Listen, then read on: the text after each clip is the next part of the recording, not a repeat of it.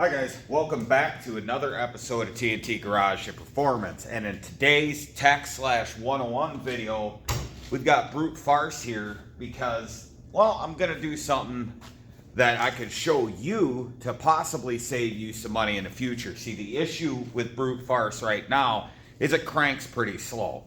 And I really don't want to spend the money on the new starter.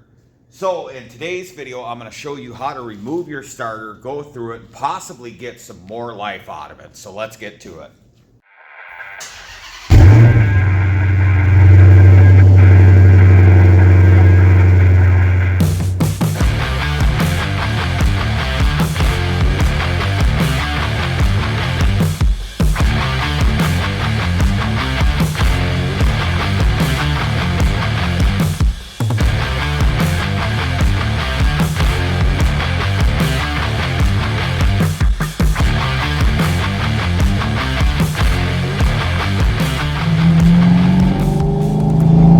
Alright, so when it comes to disconnecting your battery, which by the way, this screw is kind of an old school trick to get one of these battered old terminals to actually stay put.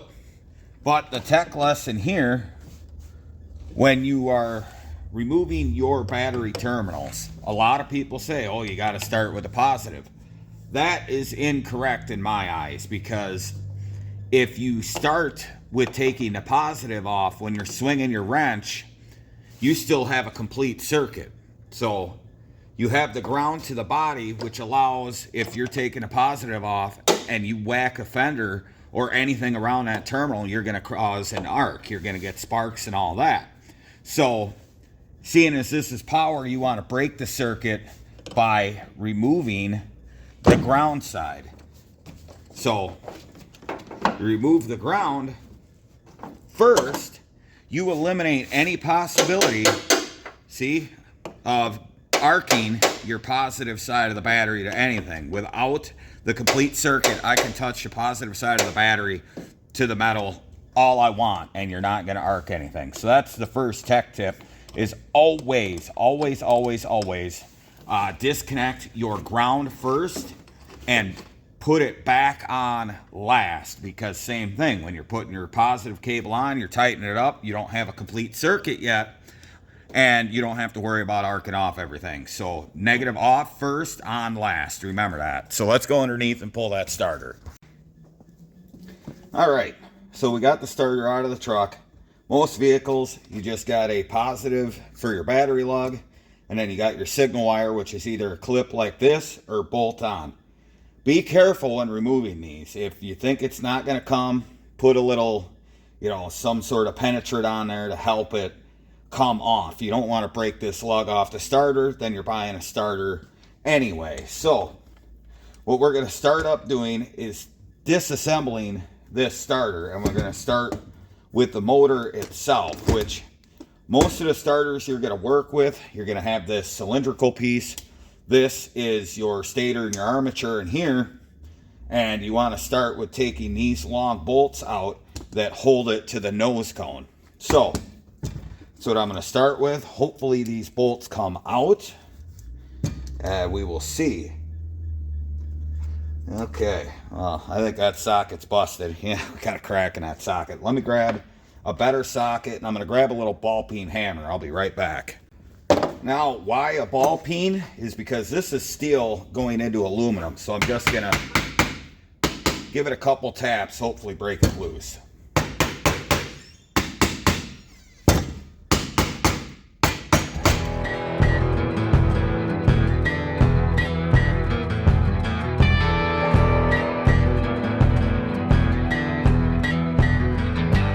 All right, now you can see the guts of the starter. And this is a gear reduction starter. So most of the time on your Chevy or Ford starters, on the back side of your starter motor, you're going to have the big toothed gear, your Bendix, that just activates off here, slides on a shaft. This is a gear reduction. So this gear goes into this gear in the nose cone and turns everything over. So little bit of differences. The solenoid still kicks the Bendix out just a little bit different, but this is all the same principle. So we're gonna try to carefully remove everything in this starter. So we got a couple bolts on this Chrysler starter to take out. Let me grab a socket and we'll get those out of there quick. Okay, now we can work on getting the armature out of the starter. So we'll find that socket I set down. Now most Chevy starters or anything like that, if you pull these two bolts out, the front plate will come right off. This one's bolted together. So still, same principles, just slightly different operation. All right, now that we got the right socket, even though everything else is metric, these are 1/4-inch bolts on this one. So we'll remove these two bolts, and we should be able to remove the front housing and get into where we can get our armature out.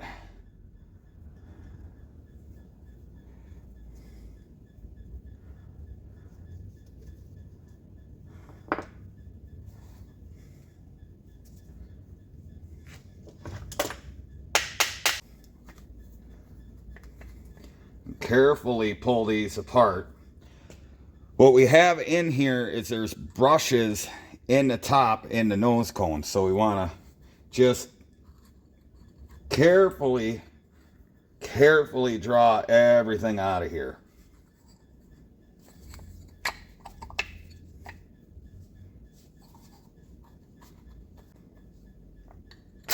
There we go.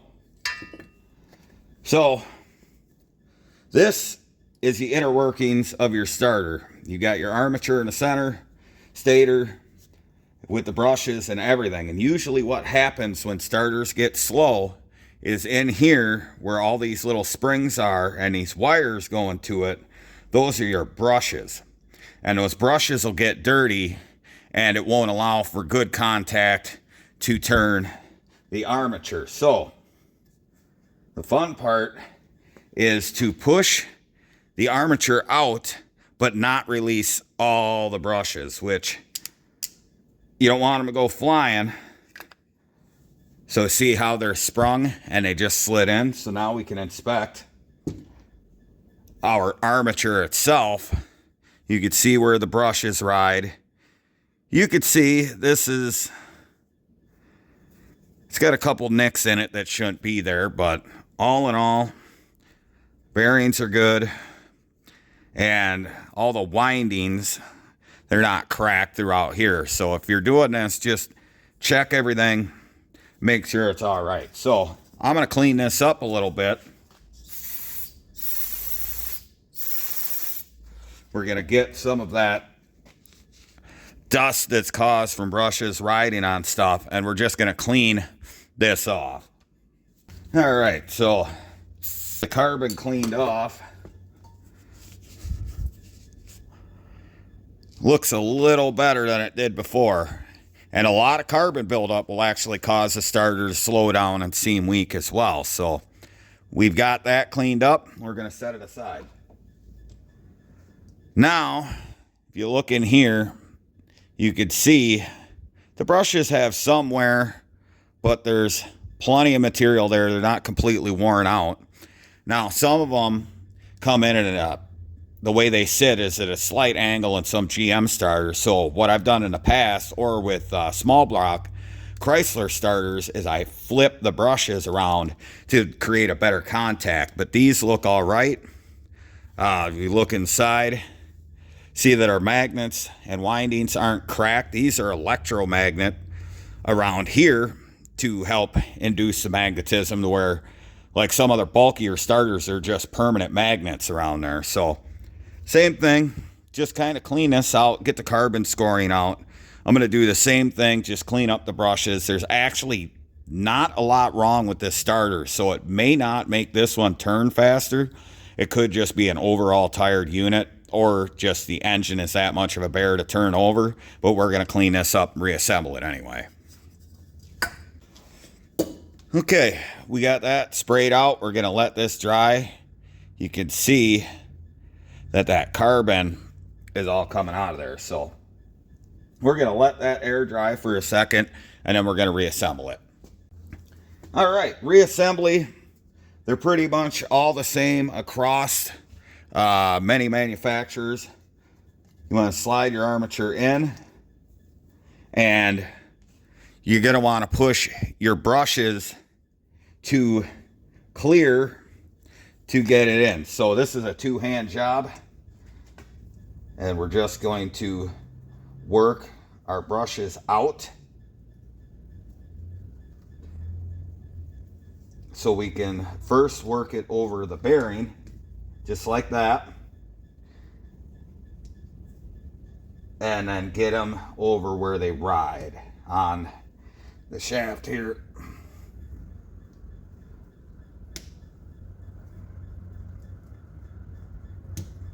Which sometimes is less fun, but just like that. So we got our brushes back on. They're happy, and we can go ahead and reassemble our front plate on there to capture the bearing, and of course capture our screws that hold it on there. So we might have to turn this a little bit to get everything to line up, but it shouldn't be too bad. All right, so we got our front cone on, and I'm just gonna use a pick to realign our screws. Like I said, this is kind of common on these Chrysler style starters. On older GM stuff, really not so much. So it's just a little extra assembly with one of these, and I'm sure a lot of your foreign starters are probably a lot like this. But overall concept, the operation of a starter is the same across the board, unless for some reason you've got an air starter. Then I don't know how to help you, but we'll just reassemble this. Drop that socket.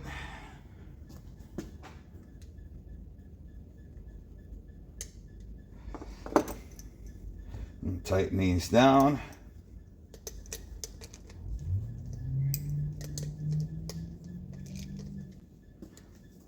Okay, we got that tightened down. And now, if we really wanted to, we could take apart our solenoid.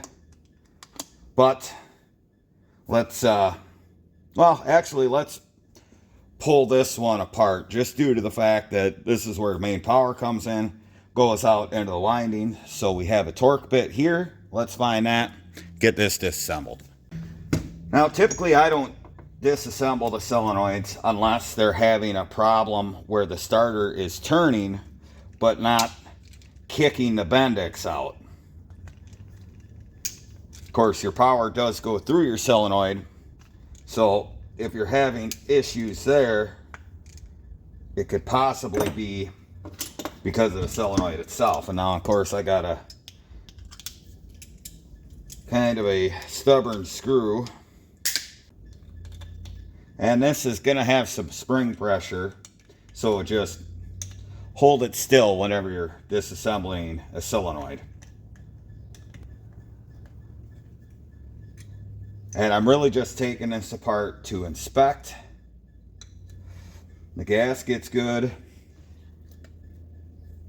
And here's the actual solenoid itself.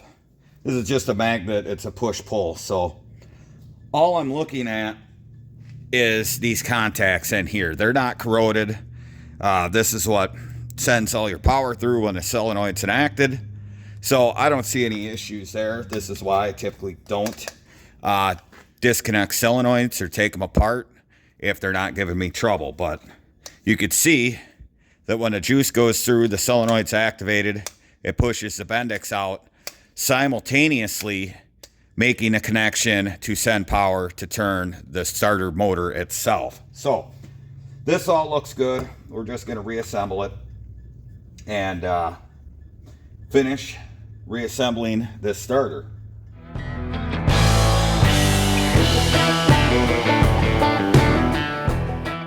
one good idea to do when you're removing these long bolts is when you get them out, clean them up, possibly put some anti-seize on it in case you ever have to take the starter back apart.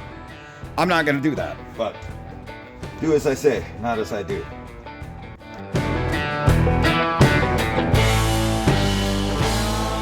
And now it's ready to put back in the truck. All right, starter's back in. We can go ahead and reconnect our battery, of course, starting with the positive.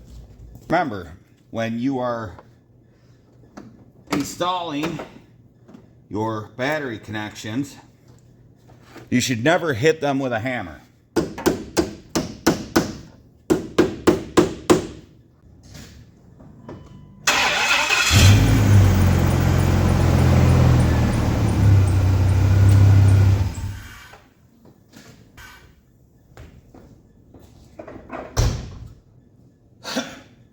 Well, I can't really tell the difference, so I'm going to put those two side by side. The very first start, even though the engine had already run, and then that one.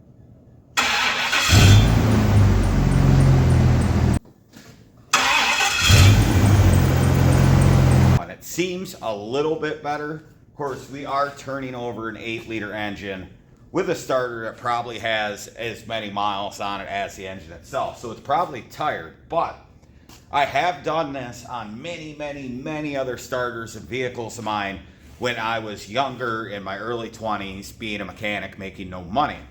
So take them apart, clean them, make sure the brushes are good.